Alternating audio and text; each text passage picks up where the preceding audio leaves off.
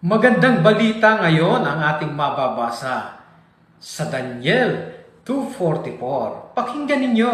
Ganito ang sabi. Sa panahon ng mga haring iyon, ang Diyos ng langit ay magtatatag ng isang kaharian na hindi mawawasak kailanman. At ang kaharian ito ay hindi ibibigay sa ibang bayan. At ito lang ang mananatili magpakailanman. Gusto ng tunay na Diyos, si Jehovah, na solusyonan ang problema ng sangkatauhan o ng mundong ito. Ano ang solusyon? Isang gobyerno, isang pamamahala na itinatag niya sa langit. Alam mo ba na inatasan niya ang kanyang anak?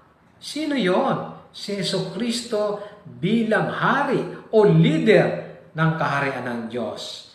Kaya gusto mo ba ng isang bagong gobyerno na tiyak na mamamahala